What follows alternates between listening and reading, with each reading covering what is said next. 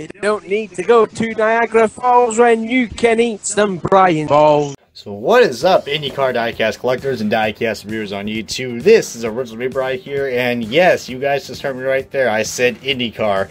Well, you can tell by this background, we got ourselves a pretty important video, and this will be a nice little sequel to the follow-up video that I did exactly last year entitled the Indy 500 Podium Sets.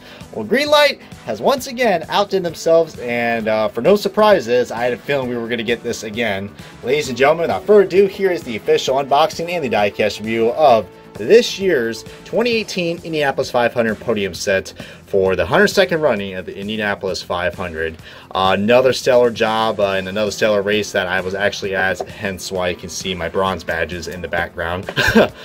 Just missed the 99th running, which they did not have the special packaging. So my fourth Indy 500 that I went to, and I will say it probably was, for the winner aspect, my least favorite, but we'll get into more details of that very shortly. As you can take a look at the box, I mean, the box pretty similar to last year's, just a few differences. Of course, we got three different drivers in this range for the podium sets compared to last year's, which was Takuma Sato, Elio Castroneves, and Ed Jones. And there's a nice little shot of the Indy 500 cars. I love that shot, really cool. And here's the back of the cars, if you guys want, well, the back of the drivers that drive the cars, if you guys want to see that. So really cool. Of course, we probably got a lot of fans who are watching this video. Feel free to comment below which driver are you a fan of. I'm sure there are many out there who are fans of these drivers, including my best friend at Connects Fan 142. He is a big Scott Dixon fan, so he's probably gonna enjoy this review. And there's the back side, which I do like that a lot. The only thing I got to critique about this packaging is how the 102nd logo is placed. You guys can see that it's covering up your third place driver, which is ironically your 2018 IndyCar champion, your five-time champion, Scott Dixon. Now, to compare that to last year's car, I mean, yeah, it kind of covered up Takuma Sato's a little bit, so maybe that's something you got to work on, but not as much. You can still see the car. So, you know, that's something I do got to critique on. I mean, hopefully they can find a different way. Maybe put the logo on top or something like that, because it does kind of cover up the cars. I mean, like I said, last year's wasn't that bad, but this year's really is noticeable. I mean, you can only see if that's Scott Dixon's car if you look on top. Oh, by the way, there's the top. You got the IMS logo, 21 plus adult collectible compared to last year's, since this has, you know, Fuzzy's Vodka on it. And backwards I got it, but it's the copyright stuff, so really cool. But yeah, guys, without further ado, let's go ahead and start the unboxing and the diecast review of our 2018 Indy 500 Podium Set. Ladies and gentlemen, this is your Indy 500 Podium Set diecast review of the 102nd running of the Indianapolis 500.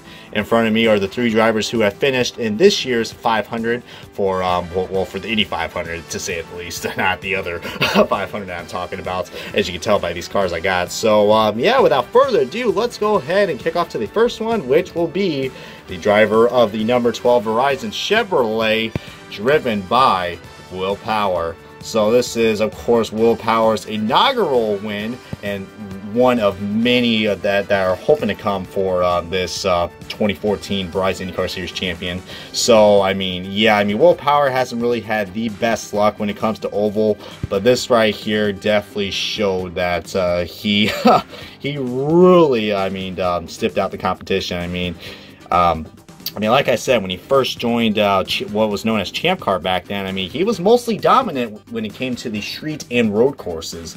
But when it came to his first time on ovals, when the IndyCar Series came, this guy was struggling. You know, he was, and, you know, and he's had multiple attempts of winning a championship that, you know, eventually, you know, most of the championship finales were on ovals, and that's what's kind of hurted him.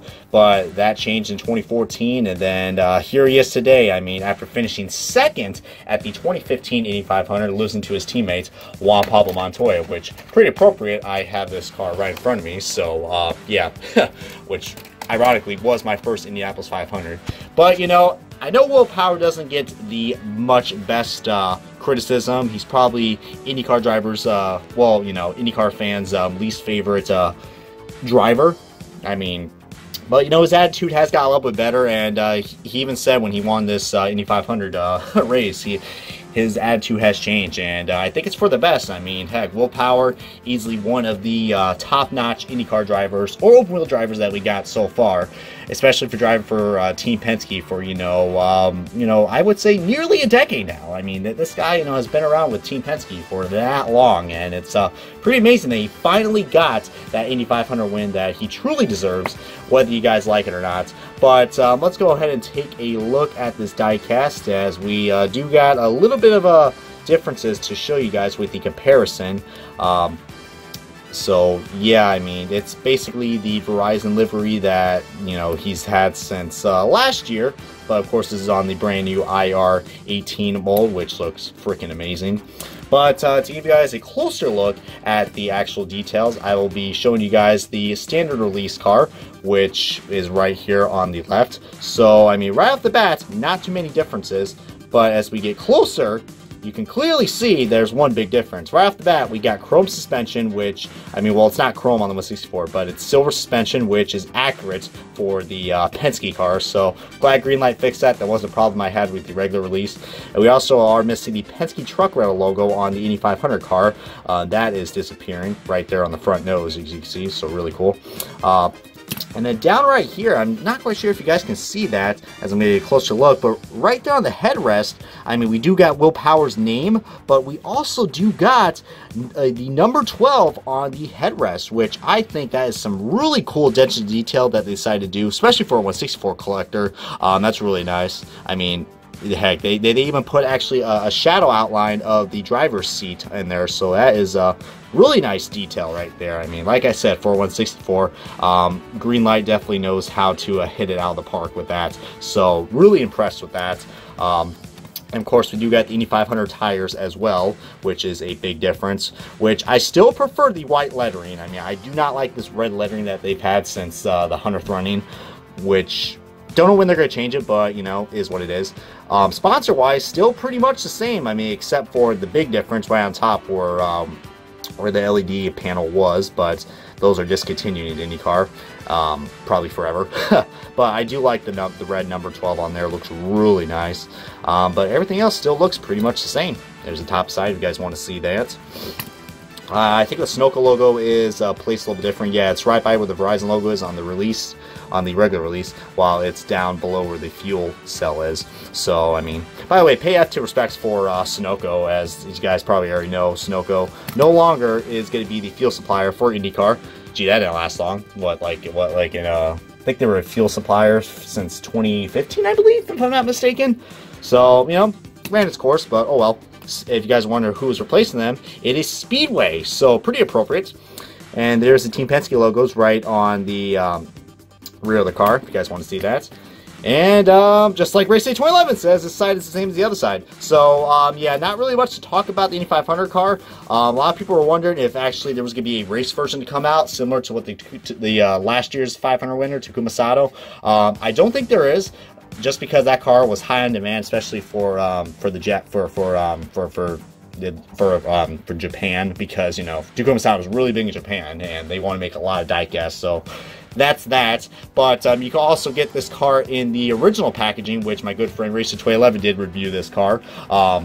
Shout out to him and Dave Land, who also reviewed this Podium set. So, two different ways you get this car. I'd probably say get this car over the regular release. I mean, the silver suspension looks so much better, and it just overall looks nice. As we're going to go ahead and cut things short to the next car, which is, I mean, this was going to be your favorite coming into the Indy 500. Your pole sitter, who ended up finishing second and nearly won this year's Indy 500. We got Ed Carpenter, guys. Now, yeah, this is another car that looks very similar to the regular release, but if you guys notice, this car also has silver suspension, which I'm guessing they decided to do that for the Chevrolet, since we have two Chevrolets in this set and one Honda.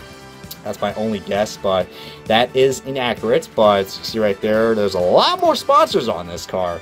And to talk about Ed Carpenter, man, I mean, first of all, the Indy 500 qualifying was pretty freaking awesome. I mean, probably wasn't awesome for if you were a James Hinchcliffe fan or a Pippa Man fan, but still really nice that we were able to get this car produced. Since Ed Carpenter, man, he probably, this was the year he had the best shot to win this year's Indy 500. I mean, he got his third straight pole for his career, I believe. And man, when pole day happened and when he got that P1 spot and topped off qualifying, everybody went nuts. And little did we know that this guy was just one spot short of winning probably the biggest race of his career. I can only imagine if that's going to happen. But also another thing to point out, this is the final Fuzzy's Vodka car that will be released. As yeah, Fuzzy's Vodka has pulled sponsorship for Ed Carpenter Racing for next year. So pretty unfortunate. But I'm going to go show you guys the regular release of the Fuzzy Vodka car. Notice that this car does not come on a base compared to what we're used to with Lionel's. So really cool. It just says you got to be 21 or older. So I believe well, I got this at Gutswear, but ironically, I got both these cars at Gutswear. So Gutswear is the place I recommend shopping for IndyCar diecast. I got all my 2018 IndyCar diecast from those places. Just ask for Tom. He is the owner and really cool guy. He can even hook you guys up with the deal if you are a loyal customer. So quick shout out to those guys. Should have probably provided their logo on this review, but yeah, just gotta give a shout out if Tom or any of the employees of Gutswear are watching this review. But yeah, guys, without further ado, let's go ahead and start this comparison. So right off the bat, we got a lot of different sponsors on this car. I mean, you see right there, we got like a Scannell logo right there, right below the Chevy logo. SMC, Kroger, I mean, just so many local sponsors on this car, which, you know, that's why a lot of people like Ed Carpenter, because he is the local driver. This same with him and Connor Daly. So it would be freaking awesome if we got, I mean, that's why I go to Indy 500 every year, because I feel like one of these days we're going to see one of those two local Indiana natives come out and win the Indy 500, which will be freaking awesome. We even got the, well, of course, we got the number 20 on top compared to the regular release, so, I mean, that's pretty standard. We even got a white, we even got different colored rear wings as well, as you can see. This is supposed to be based off, the regular release is supposed to be based off of the St. Pete car, which was driven by Jordan King, while this is all black compared to the oval car. So I'm glad they did that. I mean, we're never going to get oval, we're never going to get road course cars for Greenlight Collectibles, so this is the best we can do. So I do love that that they did that. And yeah, I mean, so many different sponsors we got right here down below. Just overall, I mean, heck, even you know how I just talked about detail on the Willpower car? There's even more detail right here. I mean, we got the Indy 500 Firehawk tires, and we even got the Pole Award 500 stickers, which they put on the car, so really nice. The back, nothing too quite crazy, but yeah, the silver suspension does look nice, but like I said, it is pretty inaccurate. And this side is the same as the other side. Who would have known? But yeah, probably this is probably my favorite car out of the set. But I would recommend you guys tuning in for the next one, which I will take a break on because it is your 5-time champion that we're about to show next. Yes, guys, this car might look very similar to the PNC car that we got from this year.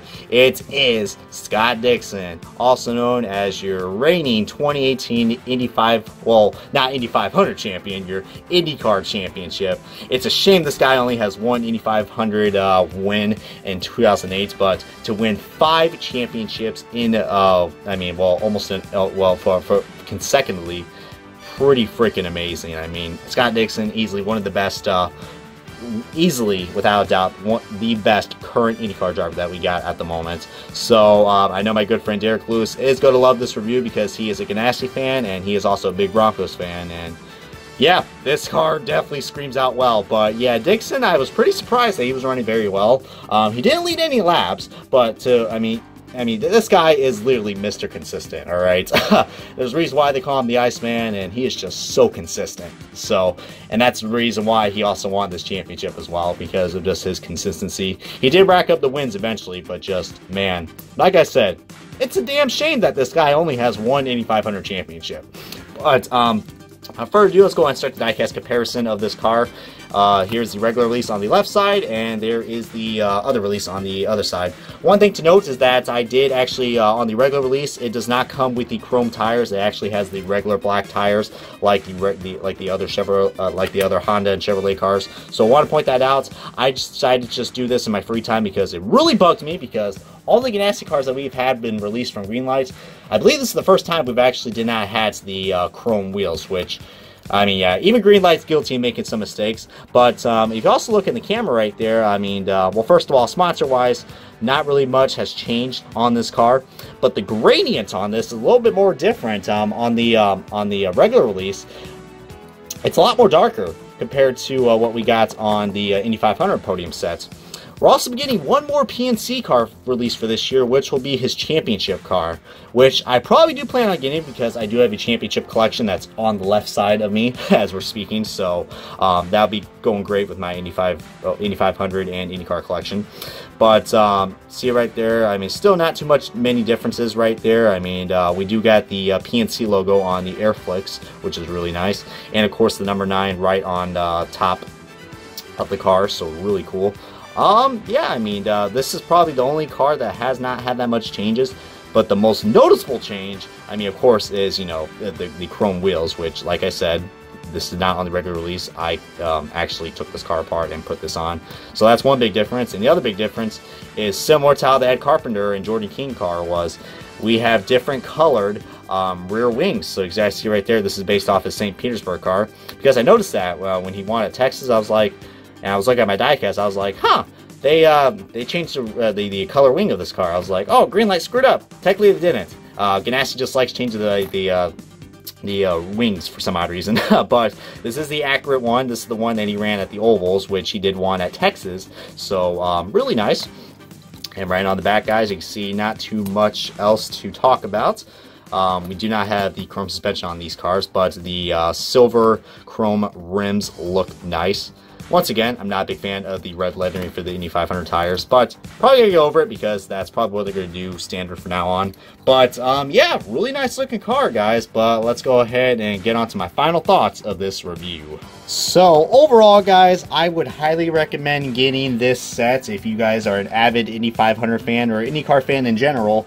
And if you guys have not been to the Indy 500 yet, I highly encourage you guys to check it out eventually, because you bet your behind that I will be there, Dave Valant will be there, and Race to 12 will be there as well, guys. So who knows, guys, you'll see some great racing, and you also meet some probably some of your favorite YouTubers as well. So if you guys can make it to Indy 500 next year, feel free to message me, and heck, maybe we can work out some plans so we can have a nice little meetup and enjoy some great racing for the month of May.